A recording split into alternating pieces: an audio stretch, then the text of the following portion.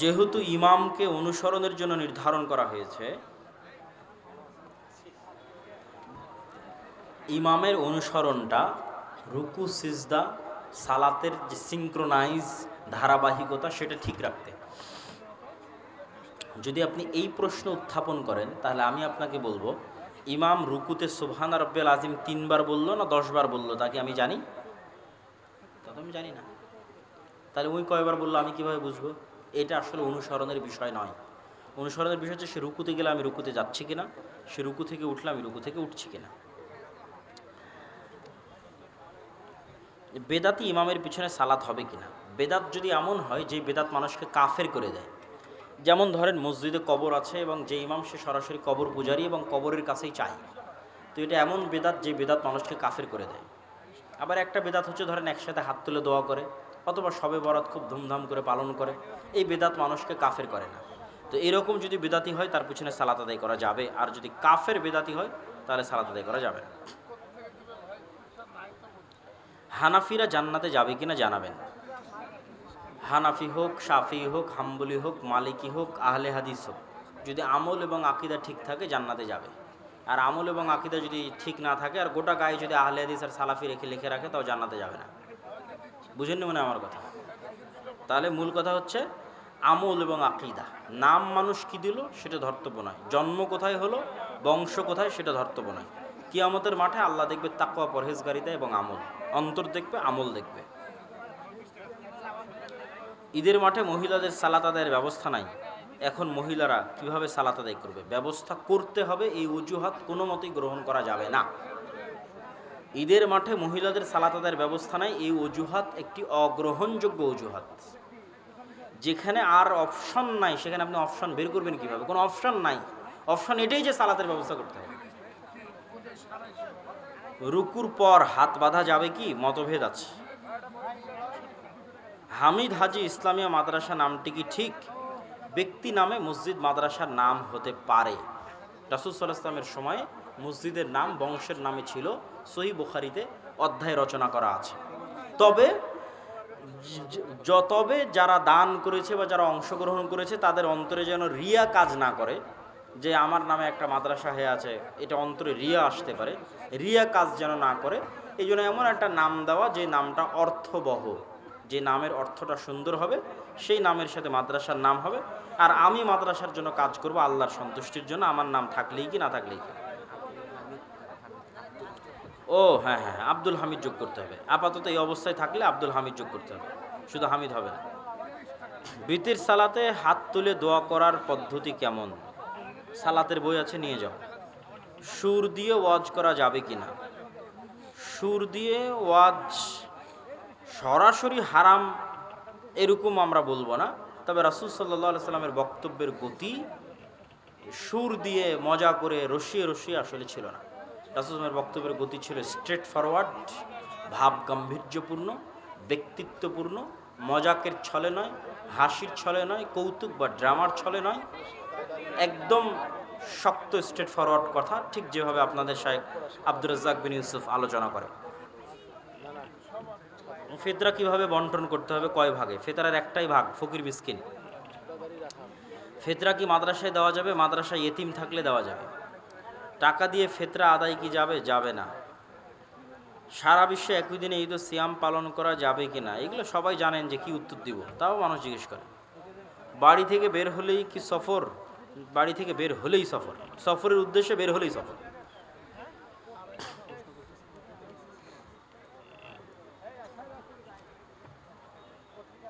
আমার এলাকায় কিছু হানাফি লোকের কারণে এলাকা বেদাতে ভর্তি। আমি 15 বছরের বাচ্চা হয়ে কি করতে পারি? আবার বেদাতগুলো হলো ফরজ সালাতের পরে হাত তুলে দোয়া করা, দাওয়াত এবং উত্তম ব্যবহারের মাধ্যমে দাওয়াত, মারামারি, গণ্ডগোল, কাফের মুশরিক ফতোয়া দিয়ে দাওয়াত নয়। ভদ্রভাবে জ্ঞানের প্রচারের মাধ্যমে দাওয়াত দেওয়া। ফিরআউনের কাছে দাওয়াত দিতে গিয়ে মুসা আলাইহিস সালামকে আল্লাহ ভদ্র ব্যবহার করতে বলেছে। লাইলাতুল কদরের নামাজ কত রাকাত পড়ব? তারাবি পড়লে লাইলাতুল কদরের নামাজ কেমন করে পড়ব? তারাবি তাহাজ্জুদ বলে কিছু নয়, রাতের সালাত 11 রাকাত। কি লাইলাতুল কদর, কি লাইলাতুল কদরের বাইরে? রাতের সালাত 11 রাকাত, 8 3 11 রাকাত। লাইলাতুল কদর লাইলাতুল কদরের বাইরে, তারাবি তাহাজ্জুদ সব মিলিয়ে আল্লাহর নবী রাকাত সংখ্যা বাড়াতেন না, সালাতের কোয়ালিটি বাড়াতেন। আপনি আজকে গিয়ে টেস্ট করবেন যে 8টা সাড়ে 8টা ঈশার নামাজ পড়ে দাঁড়াবেন, 8 রাকাত নামাজ পড়বেন, যার যেখানে সালাতে হাত বেঁধে দাঁড়িয়ে সূরা বাকারা পড়বেন, রুকুতে গিয়ে সূরা আলে ইমরানের সময় তাসবিহ তাহলিল পাঠ করবেন, সিজদায় গিয়ে সূরা নিসার সময় তাসবিহ তাহলিল পাঠ করবেন, আবার সিজদা থেকে উঠে সূরা আলে ইমরান তেলাওয়াত করবেন, আবার রুকুতে গিয়ে সূরা নিসার সমান রুকু করবেন, আবার সিজদায় গিয়ে সূরা মায়েদার সমান সিজদা করবেন।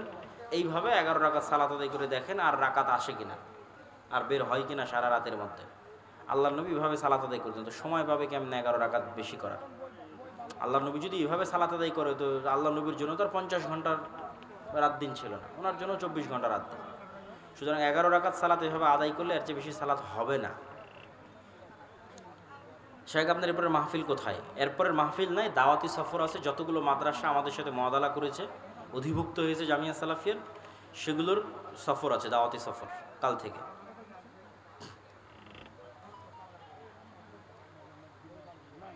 হাঁসের ডিম মুরগি দেওয়া যাবে কিনা? বুঝলাম না। দেওয়া যাবে। কোয়ান্টাম মেথড বা কোয়ান্টাম ফাউন্ডেশন সম্পর্কে ইসলাম কি বলে?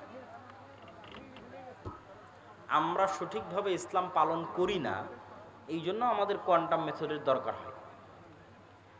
যে কোনো ব্যক্তি যে 5 ওয়াক্ত সালাত জামাতের সাথে আদায় করে নিয়মিত, 1 ওয়াক্ত সালাত মিস দেয় না, 5 ওয়াক্ত সালাত জামাতের সাথে আদায় করে, ইসলামের যে আকিদা, বিশ্বাস, আল্লাহর নবীর যে সুন্নাত, আল্লাহর ওপর যে ভরসা, আল্লাহর ওপর যে আস্থা, এই বিষয়গুলো পরিপূর্ণ তার মধ্যে আছে, তাহলে ওই ব্যক্তি কয়েক লক্ষ গুণ পাওয়ারফুল যে এই মিথ্যা কোয়ান্টাম মেথড করতেছে তার চেয়ে পাওয়ারফুল মানসিকভাবে।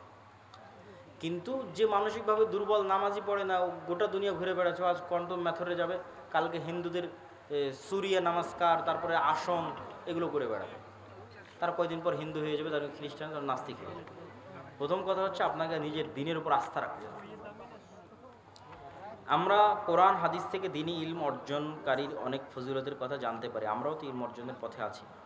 তবে জানার বিষয়, আমরা কি উক্ত ফজিলত পাচ্ছি, আর উক্ত ফজিলত পাওয়ার জন্য কি কি গুণ থাকতে হবে, অনুগ্রহ করে জানাবেন। আর কোনো প্রশ্ন ছিল?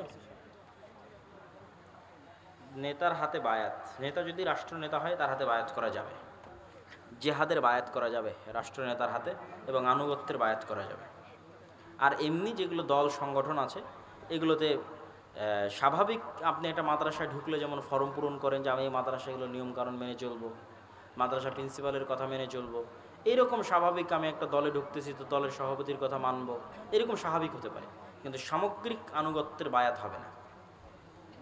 সামগ্রিক আনুগত্যের বায়াত হলে ওটা হাদিসের বিকৃতি হবে এবং অনেক সমস্যা তৈরি হবে। কিছু যেমন একটা সমস্যা তৈরি হবে, আল্লাহ নবী বলতেছে যে এক জায়গায় যদি 2 আমির থাকে, তার এক আমিরকে হত্যা করো, তখন দেখা যাচ্ছে এই আমিরও বায়াত নিচ্ছে, ওই আমিরও বায়াত নিচ্ছে, সামগ্রিক আনুগত্যের বায়াত। তাহলে আগে একজনকে হত্যা করতে হবে, তারপরে বায়াত চলবে। একই সাথে একই এলাকায় 2-3 আমির থেকে বায়াত হবে না, অনেক ঝামেলা আছে। এগুলোর বিষয়ে আমার এক লম্বা বিস্তারিত আলোচনা আছে। জামাতবদ্ধ জীবনযাপন কাকে বলে, জামাতবদ্ধ জীবনযাপনের উদ্দেশ্য কী, এবং যখন এই আনুগত্যর, যেটা যখন সামগ্রিক আনুগত্য ধরা হয়, ধরেন সবচেয়ে বড় সমস্যাটা কোথায় আমি বলি, আজকে আমি এই মাদ্রাসায় ভর্তি হয়েছি, আব্দুল হামিদ কি মাদ্রাসা যেন, মাদ্রাসার নাম আব্দুল হামিদ হাজি ইসলামী মাদ্রাসা, মাসায় ভর্তি হয়েছি। ভর্তি হয়ে ফর্মে লিখেছি যে আমি প্রিন্সিপালের কথা অনুসরণ করব, সভাপতির কথা, মাসার নিয়মকানুন মেনে চলব। কালকে মাদ্রাসা থেকে বের হয়ে গেছি, এখন কি আমি আর মাদ্রাসার নিয়মকানুন মানবো? আর তো মানবো না। কিন্তু এই আনুগত্যটা যদি আমি আল্লাহর নবীর হাদিসের বায়াতের আনুগত্য বানায় দিই, তাহলে এই আনুগত্য মরা পর্যন্ত চলবে। আর যখনই আমি আনুগত্যের বাইরে যাব, তখনই জাহিলিয়াতের মৃত্যু হবে, আমির আমাকে হত্যা করতে পারবে। তাহলে এটা তো ভয়ঙ্কর হয়ে গেল না? মানে দুইটার একটাই আসতেই হবে।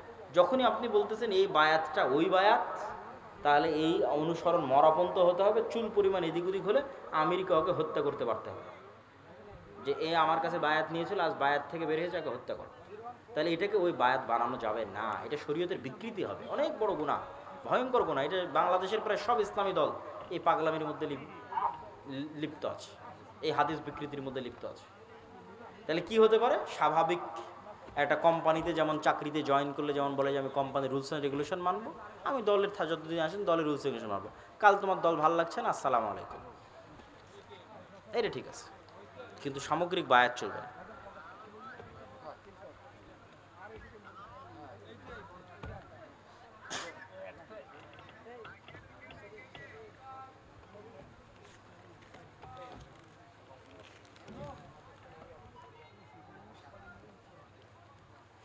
মসজিদ কমিটি গোমরাহ, এমন অবস্থায় কিভাবে সুন্নাত প্রতিষ্ঠা করবে?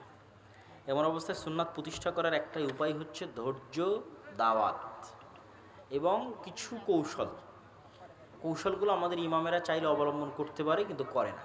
যেটা আমি বলেছি, ইমামদের ইমপাওয়ার করা, ইমামদের পাওয়ার বাড়ানো। তো কীভাবে পাওয়ার বাড়বে একটা ইমামের সামাজিক স্ট্যাটাস কীভাবে বাড়বে? ধরেন একটা ইমাম বেতন পায় 7,000 টাকা, কথার কথা, বা 10,000 টাকা বেতন পায়। 10,000 টাকা বেতনের মধ্যেও তো ইমাম তার ছেলে মেয়েকে খেলনা কিনে দিচ্ছে, 10,000 টাকা বেতনের মধ্যেও তার বাড়ির জন্য রান্নাবাড়ির ব্যবস্থা তৈরি হচ্ছে, কোনো একদিন ঘুরতে গেলে সেখানে ঘুরতে যাচ্ছে, মেয়েকে বিবাহ দিলে জামাইয়ের জন্য ঘড়ি কিনে দিচ্ছে দিচ্ছে। তো ওই 10,000 টাকার মধ্যেই যদি ইমাম চেষ্টা করে যে আজকে এই ঈদে আমি একটা হাদিয়া আমার মসজিদ কমিটির সভাপতিকে দিব, একটা ছোট্ট হাদিয়া আমার মসজিদ কমিটির সেক্রেটারিকে দিব, একটা হচ্ছে মসজিদ কমিটির ক্যাশিয়ারকে দিব, ওর নিজের টাকা থেকেই দেবে, তাহলে কি হবে? সভাপতি টাস্কি খেয়ে যাবে, কিরা আমি এতদিন ইমামকে দিয়ে আসলাম, আজ ইমাম আমাকে দিচ্ছে। এটা হলো সোশ্যাল স্ট্যাটাস তৈরি করা, এম্পাওয়ারমেন্ট, যে আপনি সভাপতিকে হাদিয়ে দিচ্ছেন, ব্যালেন্স আসে।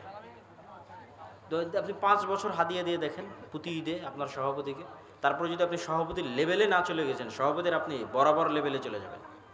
কিন্তু আমরা তো সেটা করি না, খালি দেন, সভাপতি দেন, সেক্রেটারি দেন, বেতন দেন, সব দেন, নিতে নিতে গোলাম হয়ে গেছে। ব্যালেন্স তৈরি করতে হবে।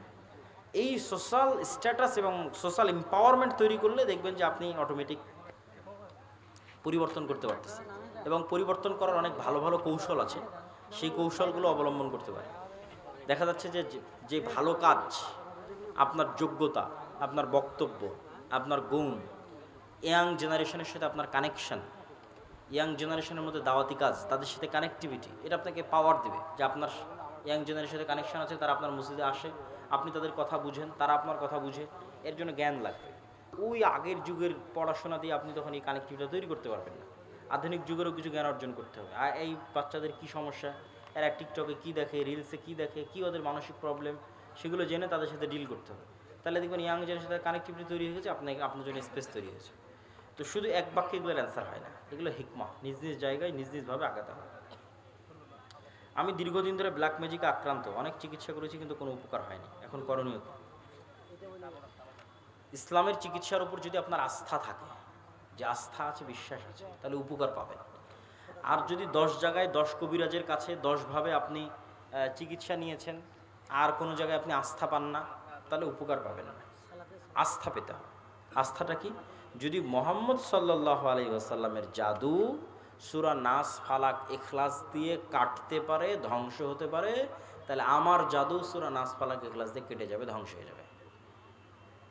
এই বিশ্বাস যত মজবুত হবে যে মুহাম্মদ সাল্লাল্লাহু আলাইহি ওয়াসাল্লামের জাদু নাস, ফালাক, ইখলাস দিয়ে ধ্বংস হয়ে গেছে, এই বিশ্বাস যত মজবুত হবে তত দ্রুত আপনার ব্ল্যাক ম্যাজিক শেষ হয়ে যাবে। ব্ল্যাক ম্যাজিক কি? ব্ল্যাক ম্যাজিক হচ্ছে ভীত সন্ত্রস্ত মানুষকে ভয় দেখানো। জিন শয়তানের আসর কার ওপর লাগে? একবারে বেশি রাগান্বিত হয়ে গেছে ওর ওপর লাগে, একটু ভীত সন্ত্রস্ত তার ওপর লাগে। ব্ল্যাক ম্যাজিক কাকে লাগে? মানসিকভাবে মেন্টালি দুর্বল, তাকে ব্ল্যাক ম্যাজিক লাগে। মানসিকভাবে মেন্টালি হীনম্মন্য, তাকে ব্ল্যাক ম্যাজিক লাগে। তো আপনার মেন্টাল পাওয়ার কোথায় থেকে আসবে? জাদু একটা শক্তি, জিন একটা শক্তি, সামনে রাইফেল তাক করে আছে, রাইফেল থেকে গুলি বের হবে, এটাও একটা শক্তি। এখন আপনি আল্লাহ সম্পর্কে যখন জ্ঞান অর্জন করবেন, ইন্নাল্লাহা আলা কুল্লি শাইইন কাদির ফাআলুল লিমা ইউরিদ, আল্লাহর সিফাত, আল্লাহর গুণ যত বেশি করে মাথার মধ্যে ঢুকাবেন, শিখবেন, বুঝবেন যে আল্লাহ সুবহানাহু ওয়া তাআলা না চাইলে কিছু হওয়া সম্ভব নয়, আল্লাহ সুবহানাহু ওয়া তাআলা চাইলে সবই হওয়া সম্ভব। আর আল্লাহ সুবহানাহু ওয়া তাআলার শক্তির সামনে সারা পৃথিবীর সব জাদুকরের শক্তি জিরো। এক জাদুকর না, যে জাদুকরে ব্ল্যাক ম্যাজিক করেছে সে না, সারা পৃথিবীর সব জাদুকরের শক্তি আল্লাহর সামনে জিরো। ও মুসা আলাইহিস সালামের সামনে তৎকালীন বিশ্বের সব বড় বড় জাদুকররা আসছিল। আল্লাহ মুসা আলাইহিস সালাম বলছেন, ভয় না পেয়ে লাঠি ছাড়ো, এটা তো আমার শক্তি। ও জাদুকরদের শক্তি, এটা হচ্ছে আল্লাহর শক্তি। তো যখনই আল্লাহর উপর আস্থা এবং বিশ্বাস এবং কনফিডেন্স খুব বাড়বে, এমতো অবস্থায় যখন আপনি আয়াতুল কুরসি পড়বেন, আয়াতুল কুরসিতে কি বলা আছে সেটা পড়বেন, সূরা বাকারার শেষ 2 আয়াত পড়বেন, সূরা ফাতিহা পড়বেন, নাস ফালাক ইখলাস পড়বেন, আর গভীর আস্থা আল্লাহর উপর। তো ওই তো সারা পৃথিবীর সব জাদুকরের শক্তির চেয়ে আল্লাহর শক্তি বড়, সারা পৃথিবীর সব জিনের শক্তির চেয়ে আল্লাহর শক্তি বড়। তখন আল্লাহর শক্তি কাজ করা শুরু করে দেবে। যখন আল্লাহর শক্তি কাজ করা শুরু করে দেবে, এগুলো মাটিতে মিশে যাবে, ধ্বংস হয়ে যাবে। কিন্তু সেই বিশ্বাসটা থাকতে হবে, সেই আস্থাটা থাকতে হবে, সেই অনুভূতি, সেই ফিলিংসটা থাকতে হবে। ফিলিস্তিন ভারত ইস্যুতে কুনুতে নাজেলা পড়া যায়, অবশ্যই পড়া উচিত। সবাই বৈঠক শেষে দোয়া পড়ি, সুবহানাকা আল্লাহুম্মা ওয়া বিহামদিকা আশহাদু আল্লা ইলাহা ইল্লা আনতা আস্তাগফিরুকা ওয়া আতুবু ইলাইক। আসসালামু